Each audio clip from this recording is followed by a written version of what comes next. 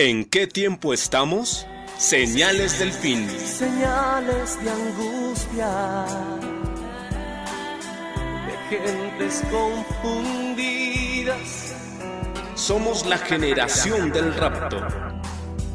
Velad por vosotros mismos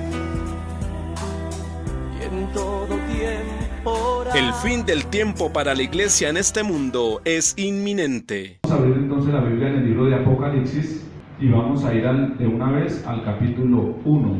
Eso significa la palabra Apocalipsis, revelación. Habíamos dicho también que este libro le fue dado ¿a qué apóstol? Al apóstol Juan. Muy bien. Y habíamos dicho también en el anterior, en la introducción, que Apocalipsis se divide en 5 partes. La primera parte la vamos a titular en este estudio hasta que terminemos: se instruye a los testigos del Cordero, y viene desde el capítulo 1 al capítulo 3. La segunda parte se invita a adorar al Cordero, y esto viene desde el capítulo 4 hasta el capítulo 5. Este es el orden que se le va a dar. La tercera parte se invoca la ira del Cordero, o sea, la ira de Dios cuando van a venir los 21 juicios sobre la tierra. La cuarta parte se instituye el reino del Cordero, o sea, cuando ya Cristo empieza a gobernar desde el capítulo 20. Y la última parte se presenta a la esposa del Cordero, y eso va desde el capítulo 21 al capítulo 22. Entonces, hoy domingo vamos a ver la primera parte: se instruye a los testigos del Cordero. Y vamos a mirar, el primer punto se llama el siervo de Dios. Juan, habíamos dicho que Juan era el apóstol amado por parte de Jesucristo, ¿recuerdan? Y recuerdan cuando Cristo le dijo a Pedro la forma en que iba a morir. ¿Se acuerdan que lo dije en la introducción? Que Jesús le dio a entender la forma en que iba a morir Pedro. Entonces, cuando Jesús sale, Pedro se va mirando a ver qué le iba a decir a Juan, al discípulo amado. Y como vio Pedro que Jesús no le dijo nada a Juan, le dijo a Jesús: Jesús, ¿y de él qué? Entonces Jesús le dijo: si yo quiero que él viva hasta que yo quede, ¿a ti qué? Más bien tú ve y sígueme. Bien, entonces este es el mismo Juan, el apóstol amado, y a este día, aquí en el capítulo 1, es donde se cumple lo que Jesús le había dicho: si yo quiero que él quede hasta que yo venga, ¿a ti qué? Porque mirándolo, analizándolo proféticamente, Juan vio el futuro del mundo. Y aún Juan es el único ser humano que ve cómo el mundo va a ser destruido. En la conferencia de ¿qué tiempo estamos?, yo había dicho que Dios le dio a Moisés el inicio del mundo, después de que Dios crea al hombre. Y Dios le cuenta a Juan en el año 96 después de Cristo, o sea, en esta era, lo que iba a suceder 3000 años al futuro. ¿Por qué 3000 años? ¿En qué año estamos? 2019. Y todavía faltan los 1000 años del reinado de Cristo, o sea, 3000 años. ¿Sí me comprenden? Juan es el único que logra ver el fin del mundo. Entonces, vayamos al versículo 1. Y como título tenemos la revelación de Jesucristo. La palabra revelación significa Apocalipsis, o sea, Apocalipsis de Jesucristo, o la revelación de Jesucristo. Bien, entonces vamos a leer el versículo 1. Acá es donde, ahí sí les pido que se concentren, los que estén anotando, que tengan punto por punto para que después lo puedan entender. Vamos, entonces, versículo 1 dice: la revelación de Jesucristo que Dios le dio para manifestar a sus siervos las cosas que deben suceder pronto, y la declaró enviándola por medio de su ángel a su siervo Juan. Bien, ¿cómo se desglosa este primer versículo? Entonces, este primer versículo tenemos que encontrarle la fuente de este mensaje. Y en este versículo podemos ver 3 cosas. 1, es dado por el Padre al Hijo. ¿Sí ven cómo dice? la revelación de Jesucristo que Dios le dio. O sea que Dios el Padre se la revela ¿a quién? A Jesucristo, al Hijo. La segunda es, el Hijo lo da a un ángel, dice el versículo, para manifestar a sus siervos las cosas que deben suceder pronto, y la declaró enviándola por medio de su ángel a su siervo Juan. Entonces se la da a un ángel. Teológicamente no se sabe qué ángel era. No se sabe si era el ángel Gabriel o si era el ángel Miguel. Solo se sabe que Dios se lo revela a Jesucristo y Jesucristo a un ángel. Y el ángel, ¿a quién se la revela? Se la revela al apóstol Juan. Ese es el primer versículo, la fuente del mensaje. Vamos sigamos. Que ha dado testimonio, mire lo que dice, por medio de su ángel a su siervo Juan, que ha dado testimonio de la palabra de Dios y del testimonio de Jesucristo y de todas las cosas que ha visto. Y viene el versículo 3. Bienaventurado. La palabra bienaventurado quiere decir feliz, dichoso, alegre, contento, mejor dicho, todo lo que usted le pueda poner por alegría. Bienaventurado el que lee. Eso es una bendición, leer este libro. Y es una bendición también poderlo escuchar. Bienaventurado el que lee y los que oyen las palabras de esta profecía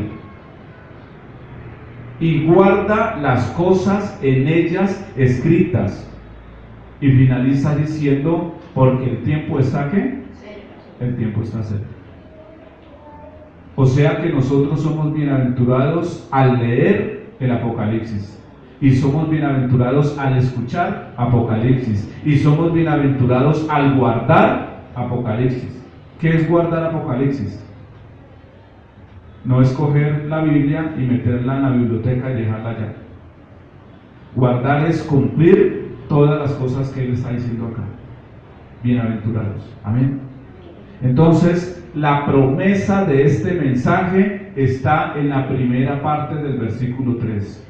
Bienaventurado el que lee y los que oyen las palabras de esta profecía y guardan las cosas en ellas escritas.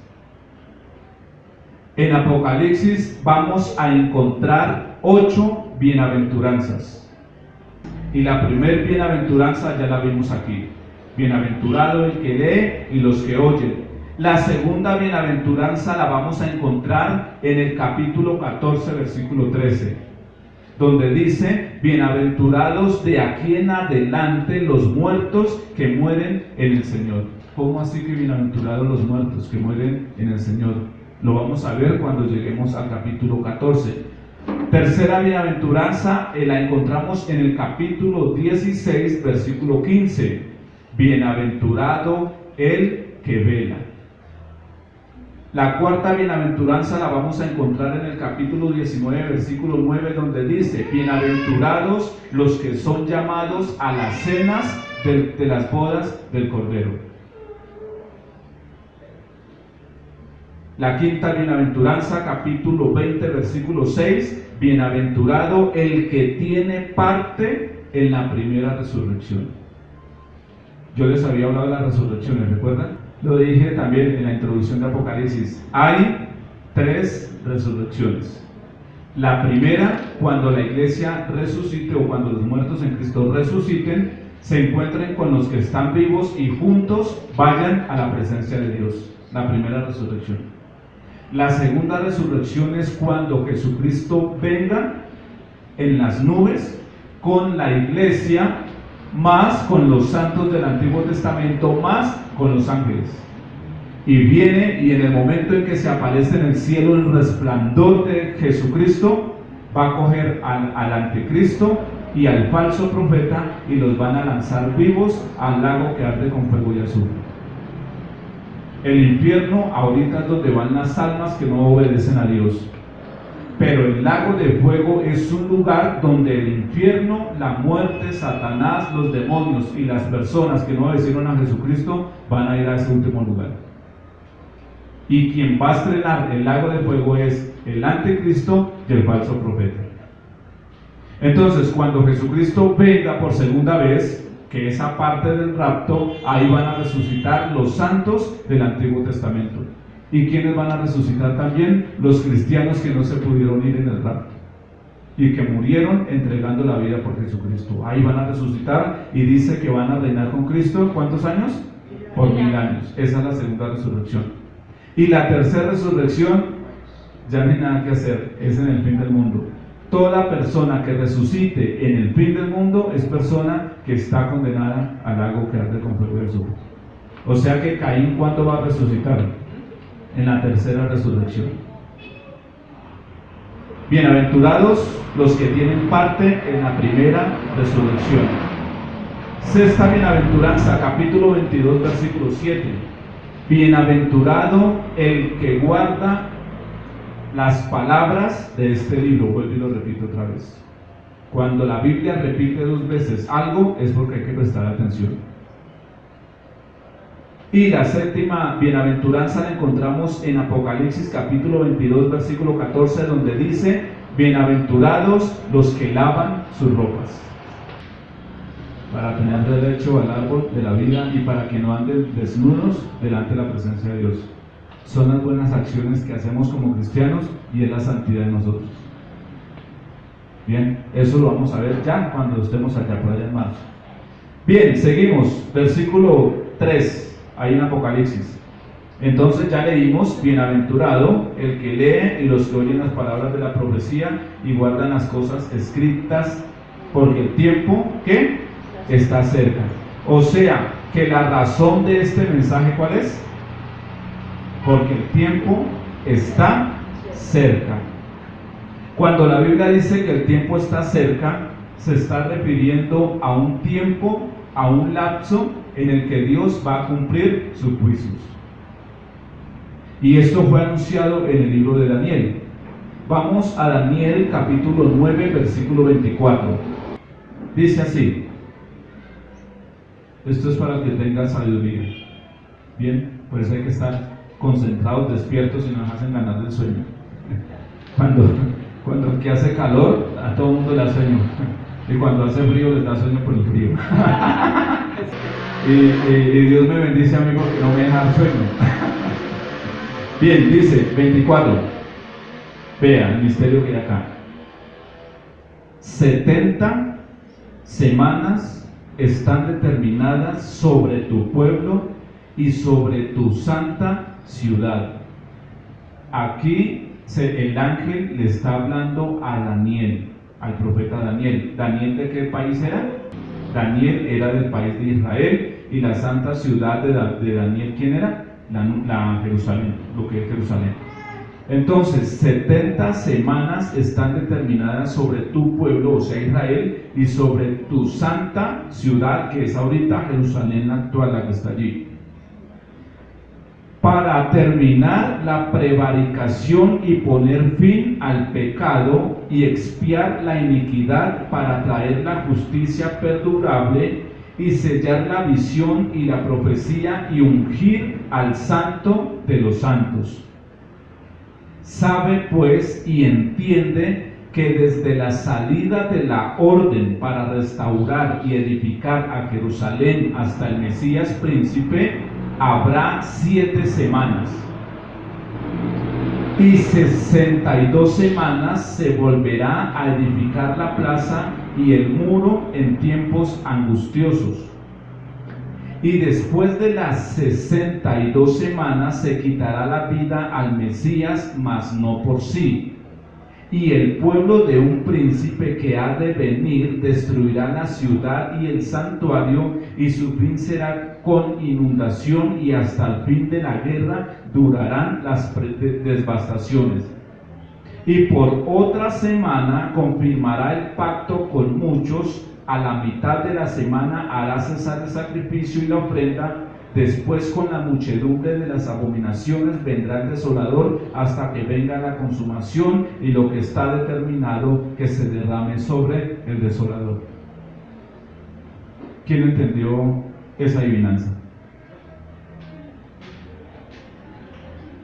Aquí es donde hay que empezar a desglosar. Estamos en Apocalipsis 1:3, ¿no? El tiempo está cerca, ese es el tiempo que Dios ha determinado. Bien. Una semana trae 7 días. Bien. Resulta que esta semana que está hablando Dios no es una semana de 7 días, sino es una semana de 7 años. Empecemos por otra vez por el 24. Dice: 70 semanas están determinadas sobre tu pueblo y sobre la santa ciudad. Hágame un favor, hermano, y suma 70 por 7. 490. 70 por 7. Listo. 490 años. Desde que el ángel le reveló a Daniel, esta profecía tenía que pasar. 490 años. Bien, seguimos. Dice, 25, sabe pues y entiende que desde la salida de la orden para restaurar y edificar a Jerusalén hasta el Mesías príncipe habrá 7 semanas. 7 por 7, da 49. Cuando el ángel le revela a Daniel las 70 semanas, ya empezó a descontar 7 semanas. Entonces le dice el ángel a Daniel: Daniel, cuando usted vea que vayan a reconstruir los muros de Jerusalén y el templo, empieza a contar desde ahí. Y habrán 7 semanas. O sea que estos hombres duraron 7 semanas en la semana de Dios construyendo el templo y restaurando Jerusalén otra vez. Quiere decir que duraron 49 años construyendo el templo. Por eso cuando Jesús dice: ¿en cuántos días destruiré el templo? En 3 días. Los fariseos y los saduceos se burlaron. Los antepasados duraron 49 años construyendo el templo, y este viene a decir que lo va a destruir en 3 días. Esa era la razón. Pero lógico que no hablaba de la destrucción del templo de Jerusalén, sino de él mismo, de su templo. Pero más adelante, en el año 70, se iba a cumplir esa profecía, cuando vino Tito, el general Tito, y desalojó todo Jerusalén. Bien, sigue.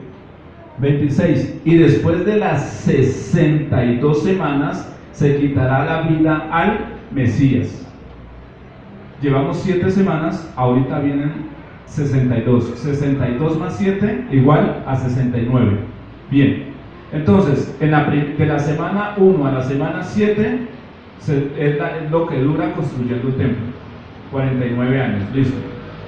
Empieza la semana 8 hasta la semana 62. ¿Cuántos años hay ahí? Entonces 7 por 62, 434. Entonces 434 años. A los 434 años se cumple la muerte de Jesucristo. ¿Se la comprenden? No. Me voy a poner este cosito acá. ¿Listo? Yo voy a poner este acá. Bien, así. Entonces, empieza la primera semana, 7 semanas acá, van 49 años.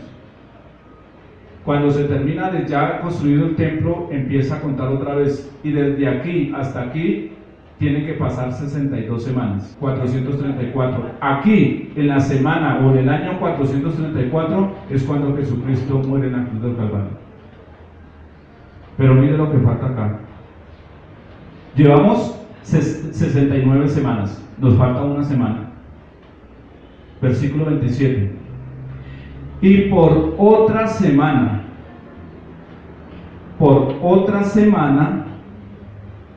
confirmará el pacto con muchos.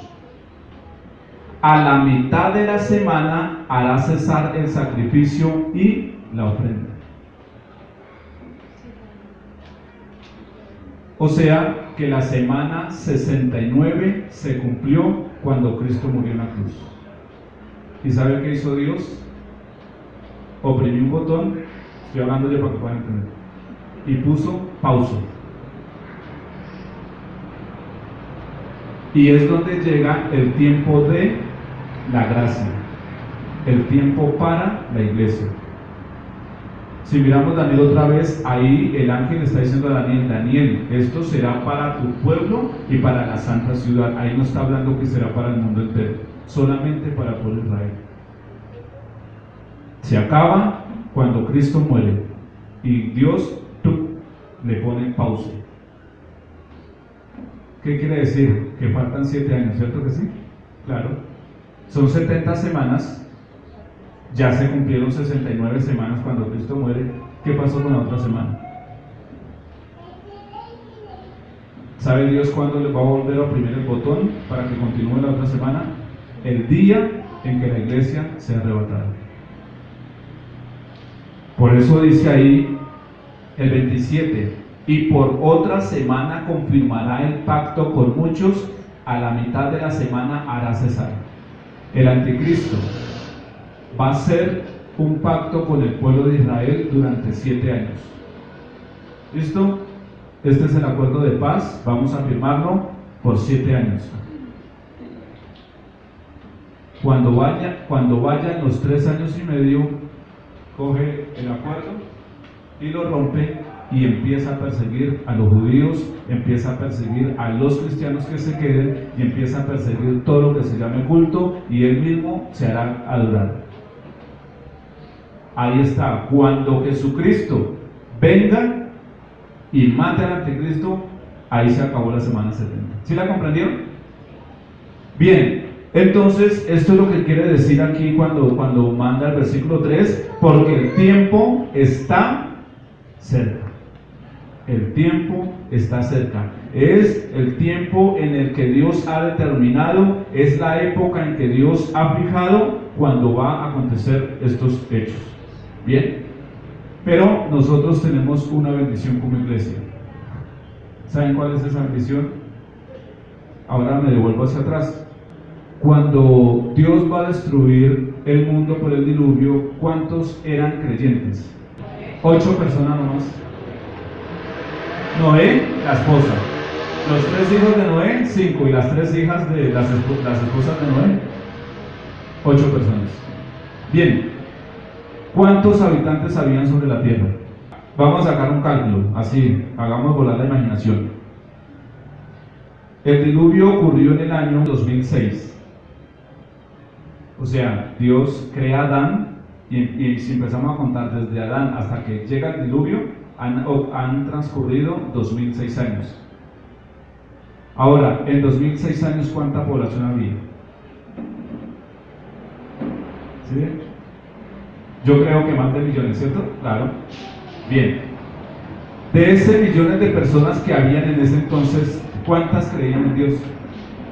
8. ¿Y sabe Dios qué hace? Bueno, toca destruir la tierra. Pero hay 8 personas, no las puedo destruir con los que no creen, con los que no obedecen. Y Dios, como es un Dios justo, Él nunca va a destruir al justo, al injusto, con el justo, ¿sí comprenden? Entonces, Dios tiene que mandar el juicio sobre la tierra, todos tienen que morir. Dios salva a estas 8 personas. Bien, 1, para reflexión. 2, Dios, ¿cómo le llama a Abraham? ¿Sabe qué título le pone Dios a Abraham? El amigo de Dios. Y dígame si uno al mejor amigo no le cuenta las cosas.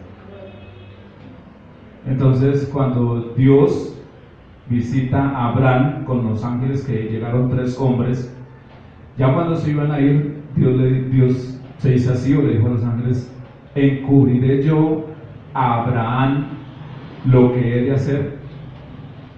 O sea, encubrir es: voy a guardar secreto de lo que yo voy a hacer. Y Dios dijo: no, se la voy a revelar a Abraham. Y le dijo a Abraham: el pecado de la ciudad de Sodoma y Gomorra ha subido hasta acá, por ende la voy a destruir. Le contó a Abraham algo que iba a hacer. Dios le cuenta a Noé lo que iba a hacer con el mundo. Chévere, nosotros somos la iglesia de Cristo, amén. Y Él nos está contando por medio de su palabra lo que va a hacer con el mundo entero. Somos minoría. No nos afligamos por eso. El verdadero cristiano es minoría. Entonces, las cosas que Dios debe de revelar. Vamos a 2 de Pedro 3:9. Ahora yo les hago una pregunta a todos. ¿Usted qué opina? ¿Que el rapto de la iglesia está demorado? El rapto de la iglesia está retardado. Esa es la verdad. Está retardado. Pero ¿saben por qué es la causa? Mire lo que dice 2 de Pedro 3:9. El Señor no retarda su promesa. ¿Cuál es la promesa de Dios? La venida.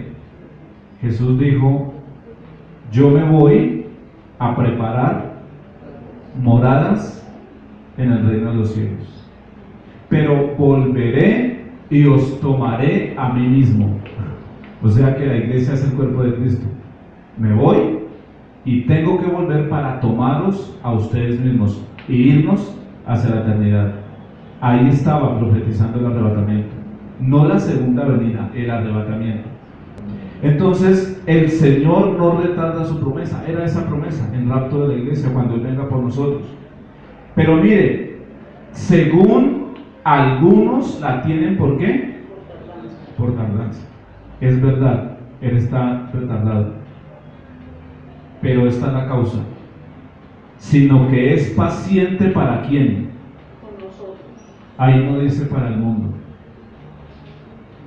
No dice para el mundo, sino que es paciente para con nosotros, no queriendo que ninguno perezca, sino que todos procedan al arrepentimiento. O sea, quiere decir que hay personas que van a ser raptadas que aún no han procedido al arrepentimiento. Y uno de esos puedo ser yo. ¿Sí me comprenden? ¿Qué hay en la vida de ustedes que todavía no dejan que Cristo se mueva al 100% en sus vidas? ¿Sí comprenden? Ser cristiano en algo simbólico es lo siguiente. Yo tengo un trono, ¿sí? Y estoy sentado en ese trono. Ese trono es mi corazón. Cuando yo acepto a Jesucristo, ¿yo qué tengo que hacer? Pararme de ese trono, hacerme a un lado y dejar que Jesucristo se siente en ese trono. Pero hay cristianos que siguen sentados en el trono y Jesucristo sentado a un lado. ¿Sí ven? Pueden que sean salvos, pero no se han arrepentido verdaderamente. Y por esa razón el Señor no quiere que ninguno de nosotros, de la iglesia, perezca, sino que todos vayamos al arrepentimiento. Y esa es una razón. Y la segunda razón, Romanos 16:20. Esto es lo que nosotros debemos de tener la confianza en Dios y la fe puesta en Dios. Sabemos que nuestro adversario Satanás anda como león rugiente buscando a quien devorar, y nos ataca a nosotros de las maneras que uno menos se espera, pero siempre lo tiene ahí asediado, siempre, y molesta y molesta y molesta. Esta es la fe que tenemos, 16:20. Y el Dios de paz, nuestro Dios de paz, aplastará en breve a Satanás bajo nuestros pies. Hermanos, de aquí se pegan los pentecostales. De aquí se pegan los pentecostales. ¿Y saben qué hacen ellos? Bueno, hermano Alex, coja el bajo, hermano Alex y hermano Jeffrey la batería, y podemos hacer sonidos de guerra. Y empiecen, hermanos de la iglesia, ya, y empiecen con los pies, y pisen a Satanás, y pisen. Y hay una canción que dice: el diablo está pisado, está pisado, está pisado. Y las personas creen que están pisando al diablo, pero las personas no entienden que esto es una profecía, que en breve el Señor cogerá a Satanás y lo pondrá bajo nuestros pies. No quiere decir que la iglesia se va a parar encima de Satanás, no. Ponerlo bajo sus pies es simplemente se fue al lago que arde con fuego y azufre, y la iglesia disfrutando de la gloria de Dios. ¿Sí ven? Como malinterpretan. Entonces, uno, Él no quiere que ninguno de nosotros perezcamos, pero Él en breve va a tener a Satanás bajo sus pies. La palabra pronto, ahí dice, porque el tiempo está cerca. La palabra pronto significa también rápidamente, rápidamente. Y eso es lo que Dios manifiesta y lo que Dios hace con sus hijos, manifestarles, darles a entender lo que va a pasar. Voy a ponerles un ejemplo. Todos ustedes son nuevos, ejemplo. Y resulta que yo aquí pongo una cortina, ¿sí? Y les voy a presentar una obra de teatro. Ninguno conoce lo que yo voy a hacer acá. Además, hay una cortina. Para ustedes poder saber qué hay acá o qué se va a pasar acá, ¿qué tengo que hacer? Coger la cortina y correrla para que ustedes puedan mirar. Esa cortina es la cortina espiritual. Y esa cortina es lo que Dios nos está mostrando. Vayamos a Amós 3. Amós capítulo 3 versículo 7. Porque no hará nada Jehová el Señor sin que revele a los profetas el secreto. A Noé le dice que va a destruir el mundo, pero primero que se prepare. A Abraham le dice que va a destruir Sodoma y Gomorra, y cuando llega a Sodoma y Gomorra, ¿a quién rescató? A Lot. ¿Y saben Lot cómo estaba Lot? Cuando los ángeles llegaron a rescatar a Lot, ustedes, les voy a hacer la siguiente pregunta: ¿Lot se quería ir de Sodoma y Gomorra, sí o no? Lot no se quería ir de Sodoma y Gomorra. ¿Saben qué le tocó hacer a los ángeles? Lo apuraron. Y como se tardaba, lo agarraron de la mano a la mujer, a sus hijas, y lo sacaron corriendo. Así hay cristianos que no se quieren ir todavía de este mundo. Sabemos que el rapto está cerca y que Dios ha de venir por nosotros. Y, uy, no, Señor, tanto un momentico, espere, yo cumplo mis sueños. Ahí sí. Espere yo aquí. Oye, ¿por qué te voltean a mirar para atrás? Espere, yo cumplo mi sueño. Y ahí sí ven, Señor. Escuché una predicación hace como unos 20 días, y ¿sabe qué decía el pastor? Conozco iglesias donde ayunan y oran y todos se ponen de acuerdo para pedirle al Señor que no vaya a venir. De verdad, no estoy diciendo mentiras. Un predicador vio una iglesia orando para que Cristo no viniera. ¿Señora? Exactamente. Ahora, si Dios ya tiene establecido aquí que Él ha de venir y que ha de destruir el mundo, así nosotros oremos, ayunemos y hagamos lo que queramos, ¿usted cree que Dios va a cambiar de parecer? Ya no hay nada que hacer. Cuando Dios vuelva a lo mismo, cuando iba a destruir el mundo con agua, yo pienso que así Noé se le haya arrodillado al Señor, el Señor no iba a echar para atrás lo que ya iba a hacer. Simplemente fácil, salva a quien no tiene que morir. Cuando va a destruir a Sodoma y Gomorra, a Abraham, ¿sabe qué hace? Señor, espera un momentico, no la destruya todavía. Bueno, y qué tal que hayan 50 justos. Abraham creía que Dios no sabía. Bueno, y si allá hay 50 justos, ¿va a destruir la ciudad con esos justos?